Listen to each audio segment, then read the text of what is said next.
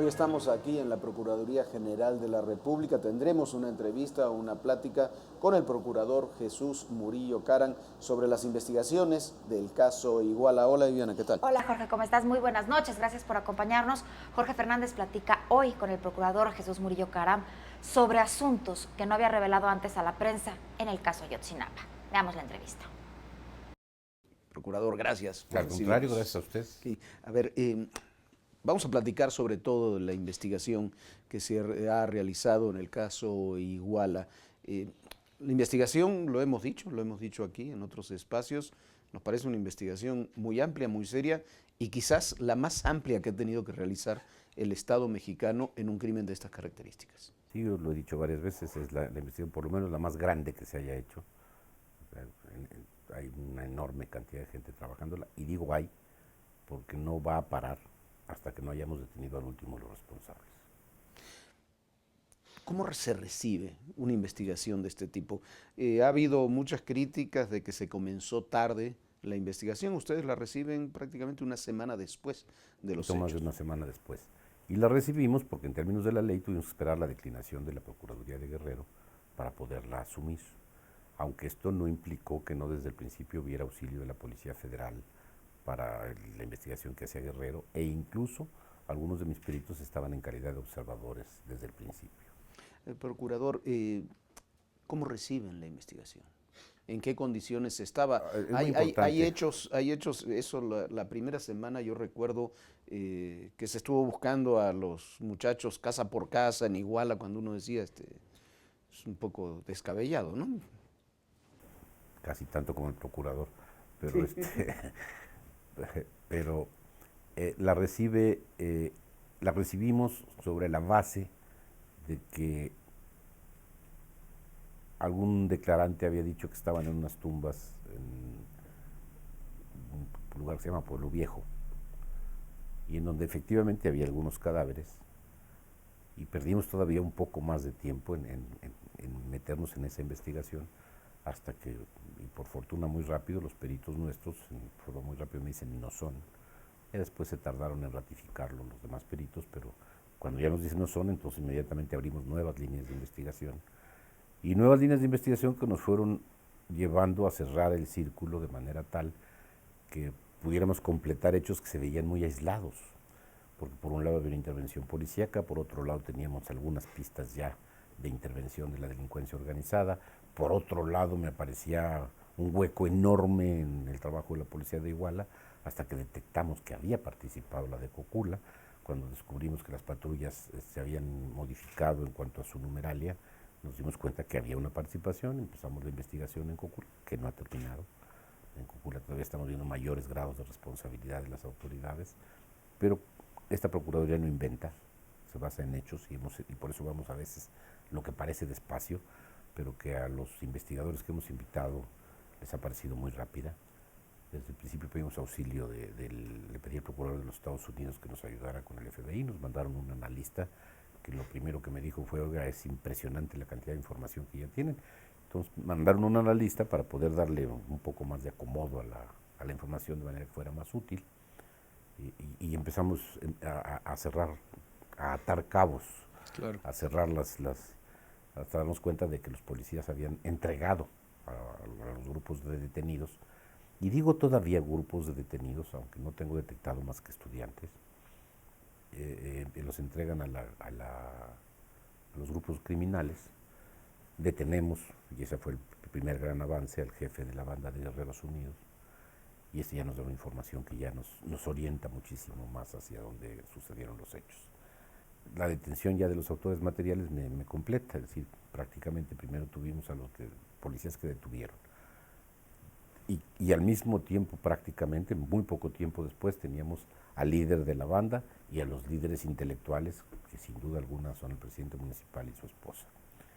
Y nos faltaban los materiales, era el asunto más delicado, era lo que nos tenía en un espacio terrible.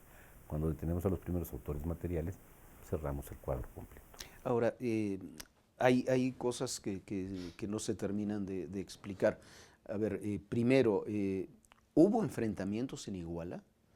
porque el jefe de Guerreros Unidos Sí, en sí su lo supe. declaración dice que hubo enfrentamientos y que entre los muchachos había alguno de los rojos que Él iba habla de ahí, un enfrentamiento que nosotros no hemos localizado. En un caso dice que hubo un grupo de delincuentes, lo señala él, no con policías, señala incluso al grupo, con el apodo que los llaman, pero no encontramos ni siquiera impactos de bala en el lugar, no encontramos nada más que nos lo pueda asegurar. Después, lo que pudiéramos llamar enfrentamientos, pues es un enfrentamiento muy disparejo porque los alumnos de la Armada se defienden a pedradas y los policías les contestan con balas, que es donde Claro. se dan los primeros muertos. 6 muertos, ¿no? 6. Y en un caso ni siquiera eran estudiantes de Iguala, eran un equipo de fútbol.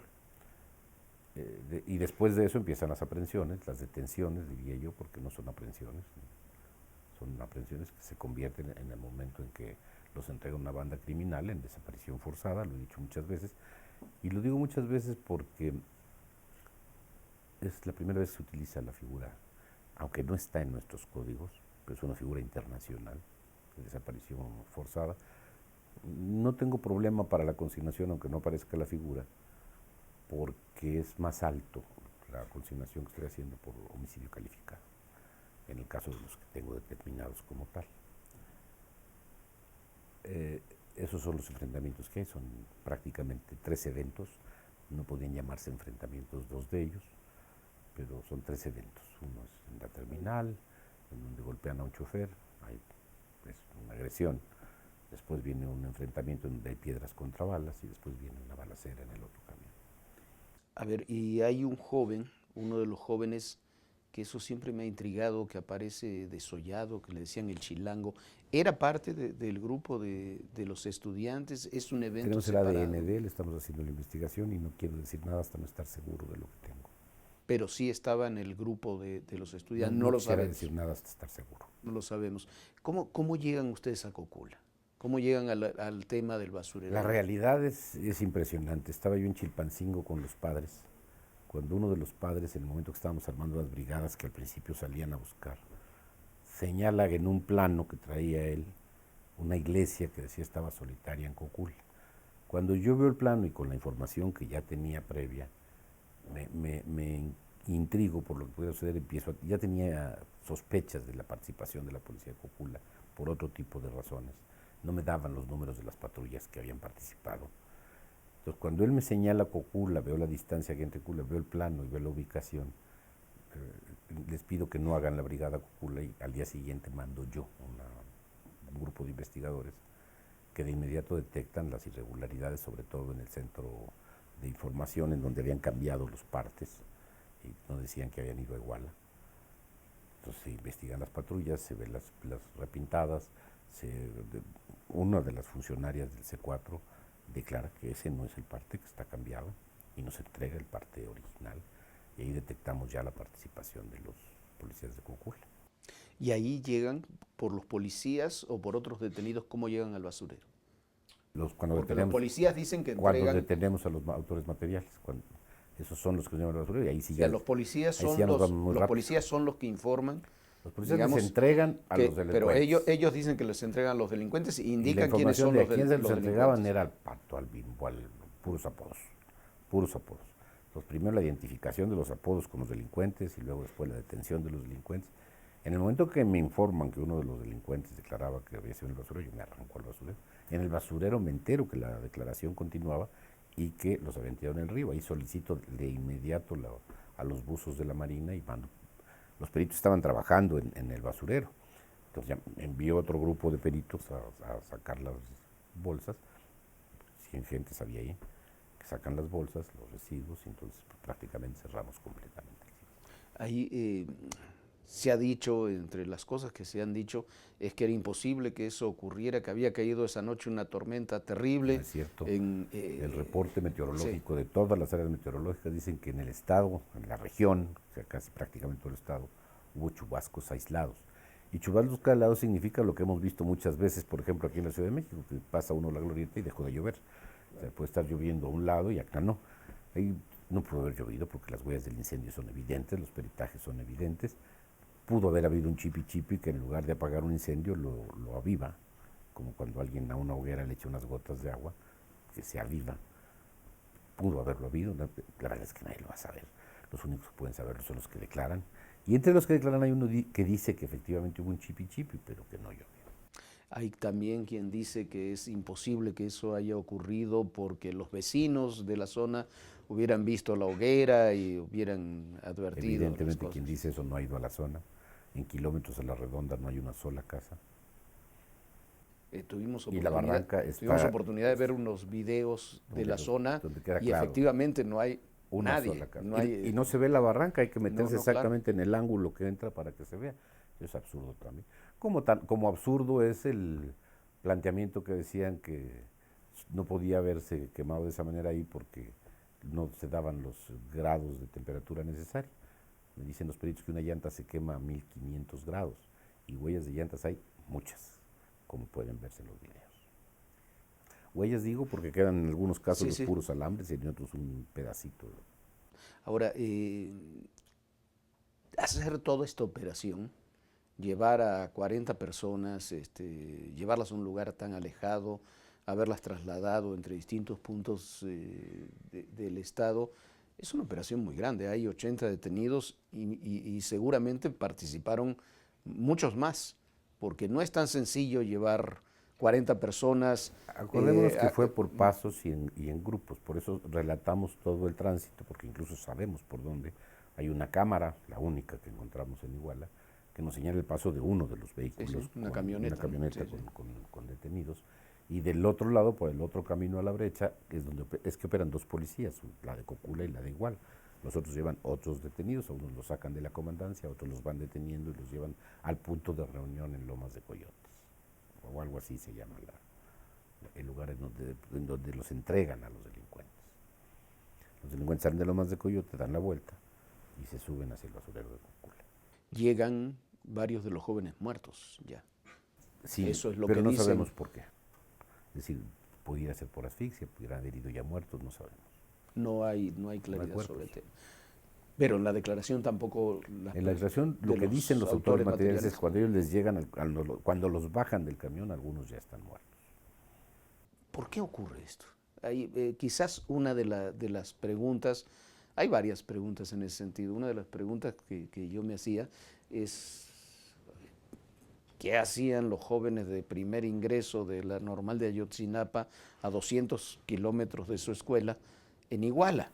A ver, esa es una pregunta. La otra pregunta es ¿por qué tanta hazaña? Porque hemos visto hechos terribles en los últimos años, pero pocos, muy pocos, con tanta hazaña como esta.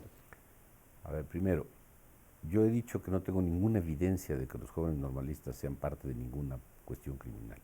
Lo corroboran las declaraciones de quienes estuvieron en el momento de que los interrogaba el jefe del grupo delincuencial a los y ellos, después de un intenso interrogatorio, un fuerte interrogatorio para no usar más calificativos, no podían decir más que lo que ellos sabían. Y alguno de ellos por fin se para y dice, bueno, el que nos trajo fue y este es el que sabe. Paran al que sabe y es el que empieza a decir que primero que les dijo a los jóvenes que iban a Chilpancingo a votear para venir a una manifestación el 2 de octubre y que no llegaron a Chilpancingo, se los llevaron directos a Iguala. En el camino ya les dijeron que iban a impedir que hubiera un evento político en el municipio y eso es lo que los jóvenes sabían, no sabían más, no tenían mayor.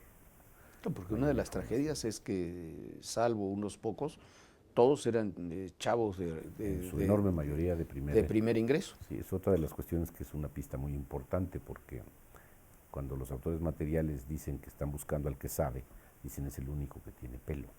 Todos los demás eran pelo largo. Sí, sí. Todos los demás eran pelones. ¿Qué es lo que viene en la investigación? Hay una verdad... Localizar a todos.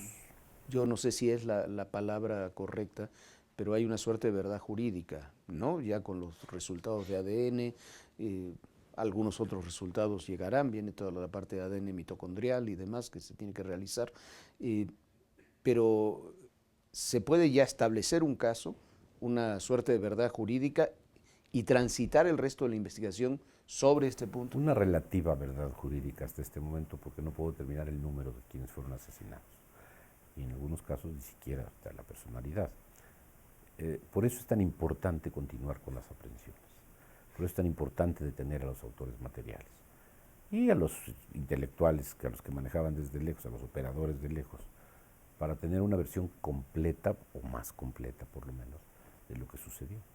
Hay personajes como el Gil, ¿no? Este hombre Que era el que dirigía. Que era el que dirigía, o el jefe de la policía de Iguala, que Sí, terminan el siendo jefe de la muy policía de importantes. Iguala en la otra parte.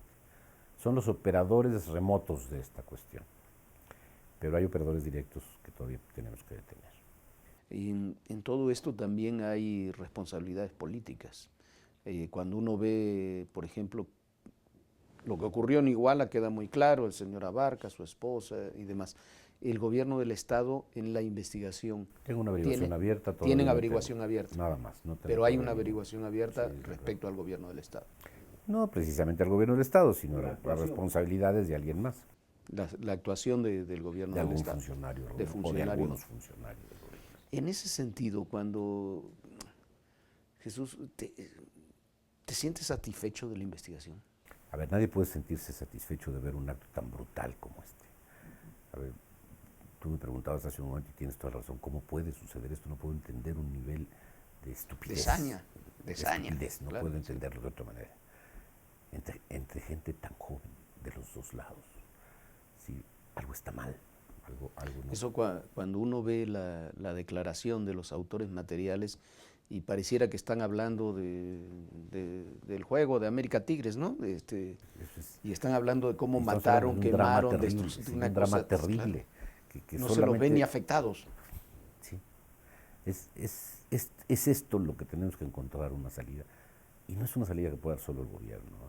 Es una salida que tenemos que hacer en conjunto con toda la sociedad. Desde luego que la responsabilidad mayor recae en el gobierno, pero tiene que participar una buena parte de la sociedad. Hay un problema educativo que no tiene que ver solo con las escuelas, que tiene que ver también con el entorno familiar, con la convivencia social. Tenemos que restablecer las reglas de El convivencia tejido social está roto cuando ocurren este tipo porque de... están rotas sus reglas. Claro, por eso. Entonces tenemos que restaurar las reglas, yo siempre digo, y desde que no haya una falta de respeto, una señal roja para pararse en la calle, desde ahí tenemos que restablecer las reglas de convivencia. Tenemos que restablecer reglas de convivencia en muchos sentidos, en el respeto a los demás, en el entendimiento de que nuestra libertad depende de que respetemos la libertad del otro, de que seamos capaces de entender que para poder vivir mejor tenemos que darnos los espacios que la propia ley y la sociedad han generado. Repito, la responsabilidad mayor sin duda es del gobierno, pero a fin de cuentas es de todos. Es de todos, pero además cuando se habla de recuperar las reglas, que es muy importante, nos encontramos también con que hay muchas otras reglas que se rompen, ¿no?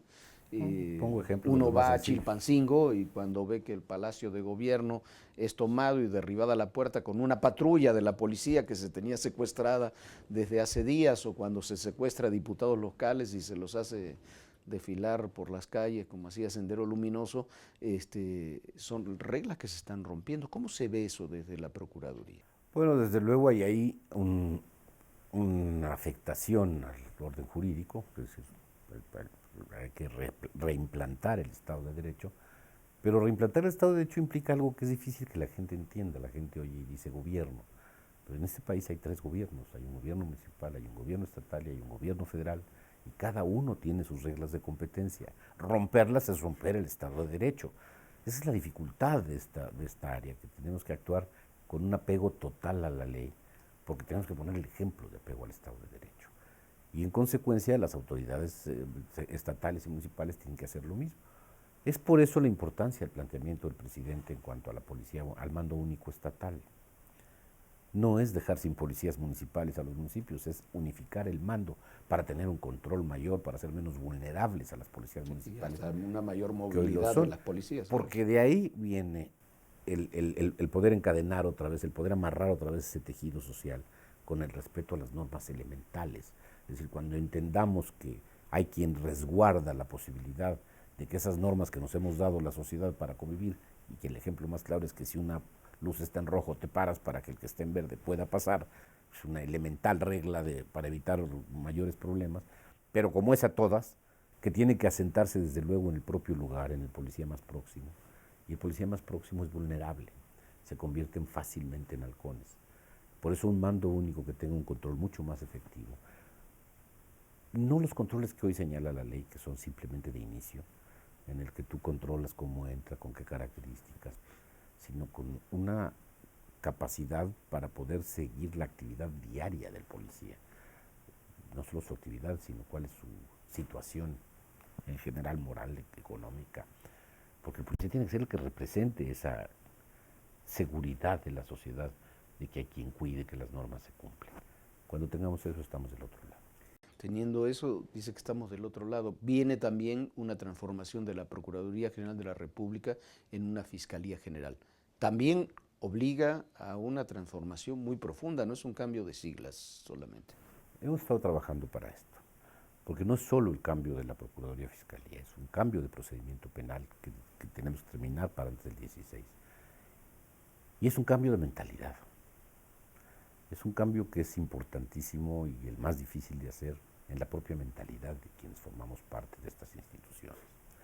Por eso creamos el Centro de Formación Profesional que está en San Juan del Río, en donde estamos preparando a los que deben ser los funcionarios de la nueva Fiscalía, del nuevo procedimiento penal y del México que aspiramos todos, de convivencia, de entendimiento, de concordia, de paz. ¿Cómo se logra eso? O sea, técnicamente, ¿cómo se logra transformar una institución que está en marcha, que tiene una historia muy arraigada en el país, en la cultura de la gente, en la forma de hacer justicia? Hemos empezado por el y crear una institución nueva. Hemos empezado por la forma de reclutamiento. Ya no hacemos convocatorias públicas. Hemos ido a las escuelas que tienen estudios que nos interesan, específicos, criminología, antropología, sociología. Hemos invitado a los jóvenes que están terminando su ciclo y los traemos a un curso al Centro de Formación Profesional. En ese pasan 6 meses. El primer grupo lo tomamos de la Universidad de Monterrey, ya que trajimos cerca de 100, alrededor de 100. Se quedaron 47, porque algunos no quisieron, otros porque no tenían la vocación, pero los 47 que se dieron nos han resultado espléndidos. Nos han resultado otro tipo de investigadores, a una institución que ya se transformó para convertirse en fiscalía, por lo menos en eso. Hoy no tenemos policías en la Procuraduría, tenemos investigadores, es decir, detectives, es decir, agentes. Y estos investigadores, en esa parte de la Procuraduría, tienen esa función, la de investigación, con apoyo, como dice la ley, en las policías, en todas las demás policías. La policía ministerial y demás. Lo que era la policía ministerial se transforma. Se integra a la agencia de investigación. Ajá. En el momento que sea fiscalía se convierte ya no en policía, sino en el cuerpo de investigadores. Y se redistribuye también la fuerza en delegaciones regionales, ¿no? Lo de las delegaciones estamos en estudio, si es conveniente una delegación o si es conveniente fiscalías regionales que no tengan que ver con la delimitación geográfica. Si el ámbito es federal, podemos rebasar fronteras estatales y puede ser mucho más efectivo. El caso de La Laguna es un caso típico. Torreón y Gómez Palacio tienen el mismo problema, aunque sean 2 estados distintos. Entonces, ahí lo que hace falta es alguien que tenga el conocimiento conjunto. Lo estamos ensayando en Tamaulipas, creo que con éxito. Y eso es posible que lo modifiquemos. A ver, ya tenemos que ir concluyendo, pero ahora que hablas de Tamaulipas, me llama la atención cuando uno ve lo que ha ocurrido en Guerrero, incluyendo las marchas y los actos de vandalismo que ha habido, ocurren en un cinturón, ¿no? Guerrero, Michoacán, parte de Oaxaca, Morelos, el Distrito Federal. Hay otras regiones del país que están viviendo cosas diferentes. Con diferentes características. No es lo mismo el problema de Michoacán, aunque esté pegado a Guerrero, que el de Guerrero. Tienen características completamente distintas. Completamente distintas. Y en cada caso tenemos que analizar esas características, a veces por región. Por eso insisto en que la Fiscalía tendrá que transformarse más que en regiones, más que en delegaciones. Y por eso mismo no puede haber respuestas absolutas al tema de la seguridad. Ni estrategias similares. No se trata de hacer una estrategia nacional, o más bien, La estrategia nacional será la composición de las diferentes estrategias Claro. locales y regionales. Y a eso se está apostando. En eso estamos. A ver, se hizo un plan para Michoacán, se hizo otro diferente para Tamaulipas, estamos haciendo uno distinto para un Guerrero que dentro de sí mismo tiene especificidades completamente distintas. Sí, sí. Ni es lo mismo la Costa Chica que la montaña, ni es lo mismo Acapulco. Ni la Costa que- Chica y la Costa Grande. ni la Costa Grande, ni es lo mismo Acapulco que Zihuatanejo. O sea, ahí tenemos que ver con microscopio el asunto.